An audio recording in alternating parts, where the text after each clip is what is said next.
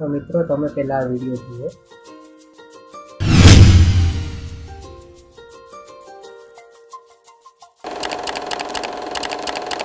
પહેલા તમારે તમારા પ્રીમિયર પ્રો સોફ્ટવેરમાં આવી જવાનું છે અને અહીંયા મેં પ્રીમિયર પ્રો સોફ્ટવેર ઓપન કરેલું છે। મેં એક્ઝામ્પલ માટે બે ક્લિપ લીધેલી છે। આ ઇફેક્ટ ક્રિએટ કરવા માટે પહેલી નહીં પણ બીજી ક્લિપમાં આપણે સ્ટાર્ટિંગ પોઈન્ટમાં સ્ક્રીનશોટ લઈ લઈશું। ઓકે, સ્ક્રીનશોટ લઈ લીધું છે।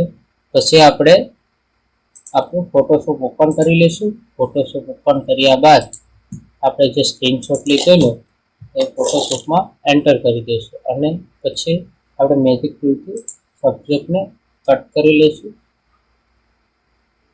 બેકગ્રાઉન્ડ રિમૂવ થઈ ગયા બાદ આપણે એને PNG ફોર્મમાં સેવ કરી લઈશું।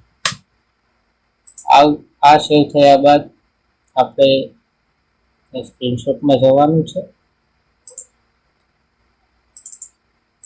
અને આપણે જે સ્ક્રીનશોટમાં બેકગ્રાઉન્ડ રિમૂવ કર્યું હતું તેને આપણે પ્રીમિયર પ્રોમાં લાવવાનું છે। આ થયા બાદ આપણે 8 ફ્રેમ 1 2 3 4 5 6 7 અને 8 કટ કરી લઈશું આ PNG ફોટોને। હવે આપણે ઇફેક્ટ પેનલમાં જવાનું છે। ઇફેક્ટ પેનલમાં આપણે ટ્રાન્સફોર્મ સર્ચ કરવાનું છે।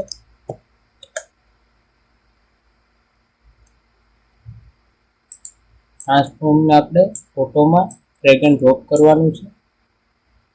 ત્યારબાદ આપણે ઇફેક્ટ કંટ્રોલમાં આવી જવાનું છે। ઇફેક્ટ કંટ્રોલમાં આપણે પોઝિશનને 3 ફ્રેમ આપી દઈશું। આપણે વિડીયોને એનિમેટ કરી લઈશું ફોટોને।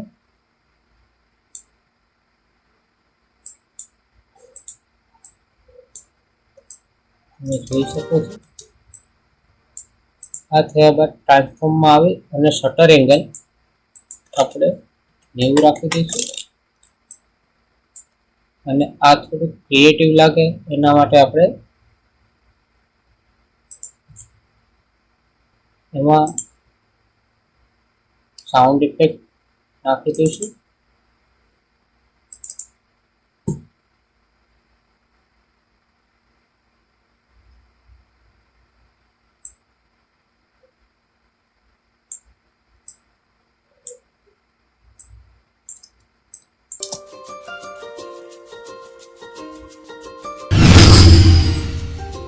તમે જોઈ શકો છો આપણે ઇફેક્ટ બનીને તૈયાર થઈ ગઈ છે।